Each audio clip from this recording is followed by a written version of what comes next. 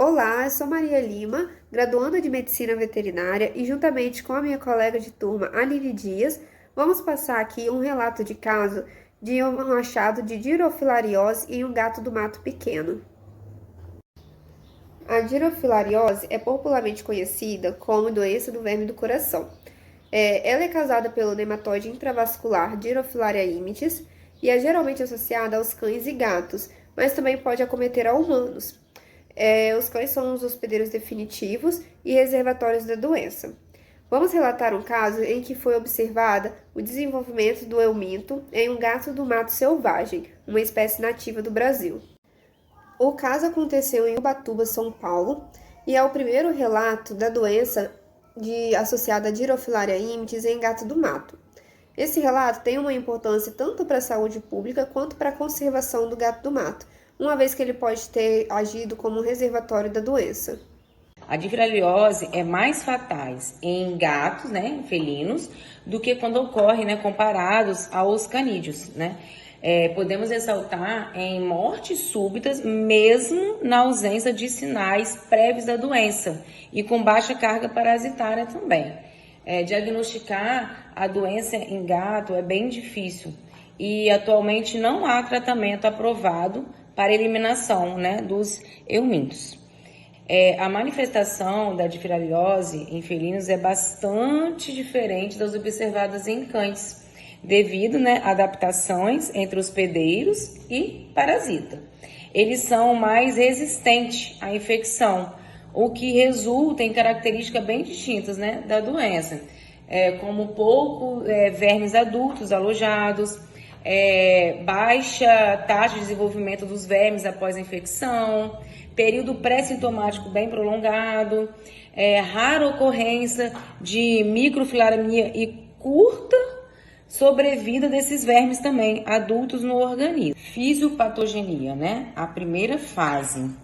As microfilárias penetram pelo tecido subcutâneo e muscular do animal por repasse sanguíneo, via corrente sanguínea e chega até as artérias pulmonares, Em felinos, a dirofilariose tem duas fases distintas. Na primeira, consiste na chegada de vermes imaturos nas artérias pulmonares caudais.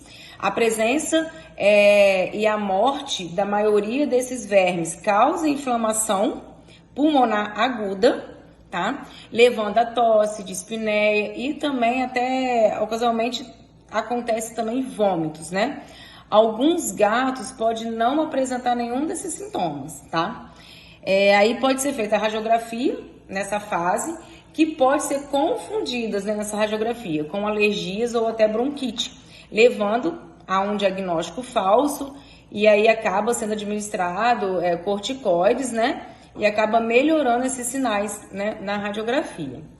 Nessa fase pode ocorrer uma síndrome, atualmente conhecida como a síndrome de doença respiratória associada à dirofilariose, onde ocorre o surgimento de sinais clínicos e radiográficos devido à presença de vermes imaturos e não devido à morte desses vermes, adultos, como que é no caso dos cães, Acontece com os cães. Muitos gatos podem tolerar a infecção sem ter sinais clínicos evidentes. Com a morte dos parasitas adultos, inicia-se a segunda fase. Ela gera uma série de complicações graves, incluindo tromboembolismo, inflamação pulmonar, lesões pulmonares agudas e levando ao óbito. Citada por Nelson em 2008, temos a terceira fase. Nessa fase ocorre o desenvolvimento de uma condição respiratória crônica em animais que sobreviveram à segunda fase, devido às lesões pulmonares permanentes. Sobre o diagnóstico, é fundamental incluir a difilariose felina na lista de diagnóstico diferenciais, Especialmente quando lidamos com casos de doenças respiratórias com vômito crônico, e também que quando não tem nenhum problema gastrointestinal, Então tem que olhar com mais cuidado, Quando tem esses sintomas. Os sinais clínicos são frequentemente inespecíficos, como tosse, vômitos intermitentes, Em sinais de migrações aberrantes, né, pode surgir sinais também neurológicos. Então tem que ficar mais atento, né? É importante ressaltar também a insuficiência cardíaca direita e síndrome da veia cava, que são raras em gatos, né? Também pode estar acometendo. Além disso, devemos estar também atentos a sinais clínicos menos comuns, como ascite, hidrotórax, pneumotórax e efusão pleural, tá? Em alguns achados de hemograma também são inespecíficos, né? Eosinófilis periféricas transitórias, pode aparecer também entre 4 a 7 meses pós-infecção e uma leve anemia. Então, assim, é bom sempre estar atento a esses sinais, né? Um pouco mais diferentes, né? De outras doenças que pode estar dentro da difraliose felina. Fase aguda e crônica. A difraliose felina é uma doença, né, com apresentação bem difícil, né, variável entre os indivíduos, dada diferentes fases, né, da doença. Agora vai ser passado 2 slides com 2 gráficos, né, que a nossa amiga Maria fez pra gente, que dá para observar essa variação e como ela implica diretamente no diagnóstico, uma vez que felinos raramente apresentam microfilaремia, tá? E quando presentes, a microfilaria permanece na circulação por apenas 2 meses, mais ou menos. E depois eles são eliminados, né, pelo sistema imunológico, tá?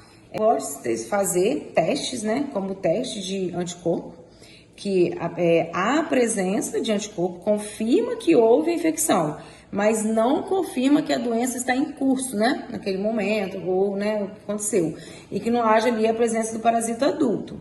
Também pode ser feito o teste de antígenos, confirma o diagnóstico, mas não detecta infecção, como vermes imaturos ou se houver apenas vômito macho. Então, também não confirma, tá? Pode ser feita a radiografia torácica, que tem sinais radiográficos, né? São objetivos e depende da interpretação clínica, tá? Sinais pode estar ausentes e são muitos variados também, tá? Pode também ser feito o ecocardiograma, que confirma o diagnóstico, uma vez que é possível a visualização do ominto, mas depende extremamente da experiência da ultrassonografia. Nos exames clínicos foi constatados vários sintomas no gato do mato, incluindo tosse com sangue, prostração, hipotermia, dificuldade respiratória e pupilas de tamanhos diferentes. Apesar do tratamento, o animal não resistiu e veio a óbito dentro de 24 horas. Em pós-mortem foi feita uma radiografia lateral, onde revelou um aumento do cardíaco compatível com cardiopatia congênita. Na necrópsia, foi possível observar fígados, rins e pulmões congestionados. O ventrículo direito estava aumentado e com paredes mais finas do que o normal. Nas câmaras cardíacas foram encontrados 4 nematóides, sendo eles identificados por microscopia óptica como Dirofilaria imitis, 2 fêmeas e 2 machos. Além disso, havia uma quantidade moderada de cestoides e nematóides no intestino delgado. Os pulmões também apresentaram várias alterações, incluindo aumento do tecido muscular arteriolar, fibrose e inflamação eosofílica e hemosiderose, além da presença de microfilárias intravascular. Os achados indicam o desenvolvimento de endroarterite esofílica e hipertensão pulmonar secundária, que resulta no aumento da pressão sistólica no coração, levando a ICC, que é a insuficiência cardíaca congestiva. Se tratando de um animal selvagem, os cuidados veterinários são estabelecidos como fora do alcance, mas vamos relatar sobre os cuidados com felinos domésticos, né? Falando um pouquinho agora de tratamento, a utilização de adulticidade em gatos apresenta um alto risco de ocorrência de tromboembolismo pulmonar, né? Como a nossa amiga Maria até falou, né? Lá em cima. Também pode ocorrer necrose e até a morte. Então, além da toxicidade, ele possui uma baixa eficiência em felinos. Então, não é muito indicado, né? O tratamento, na verdade, ele tem que ser um tratamento de suporte, né? Dependendo dos sinais clínicos, né? Que o gato vai ter. Lembrando também que os animais assintomáticos não devem ser tratados, tá? Deve aguardar que ocorra uma cura espontânea nesses animais, deve permanecer assim, com avaliações periódicas a cada 12, 6 meses, né? E cada avaliação dessa deve repetir, né? Alguns testes para detectar, testes, né, de antígenos e o anticorpos e o radiografia torácica, tá? Então a gente vai tentar monitorar fazendo testes, né, de 6 em 6 meses. Tá? É utilizado o prednisolona para o tratamento de suporte em animais com sinais respiratórios. A dose é de 2 mg por quilo por dia, tá? A qual deve reduzir gradativamente e interrompida após umas 4 semanas, mais ou menos, tá bem? O gato que apresenta dificuldade respiratória aguda tem que ser tratado rapidamente com oxigênio, glicocorticoide, broncodilatadores, soluções eletrolíticas balanceadas, e tem que ser imediato, tá? Diuréticos e anti-inflamatórios não esteroidais são contraindicados nesses casos, tá? A remoção de cirurgia pode ser uma opção, benéfica até, em gatos, né, quando tem já uma visualização de parasitos adultos, né, confirmados já nesse ecocardiograma, né? Já foi feitos vários testes, conseguiu ver, né, que tem o parasito adulto, então dá para fazer essa remoção, tá? E quando essa remoção cirúrgica ocorre, a visualização de parasito adulto é confirmada, né, como eu falei acima, com eco, tá? Então, só pode ser feita se tiver sido confirmado, senão também não é o caso. Migrações aberrantes varia conforme a localização também da larva. Profilaxia é a maneira mais prática, né, e segura para evitar a doença, né? Pode ser feito o quê? Usar mensalmente 500 microgramas por quilo de milbemicina, óxima, né? Pode também ser utilizada a ivermectina, tá? Por via oral, por dose aí de 24 microgramas por quilo, tá? Ou também uma aplicação tópica mensal de selamectina, em dose aí de 6 a 12 miligramas também por quilo.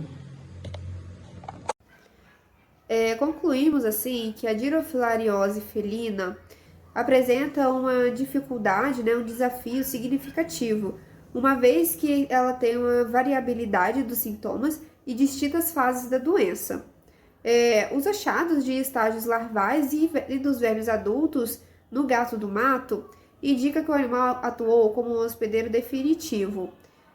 A hipertrofia cardíaca excêntrica e a presença de fibrose intravelular sugeriram que a dirofilariose teve um desenvolvimento crônico.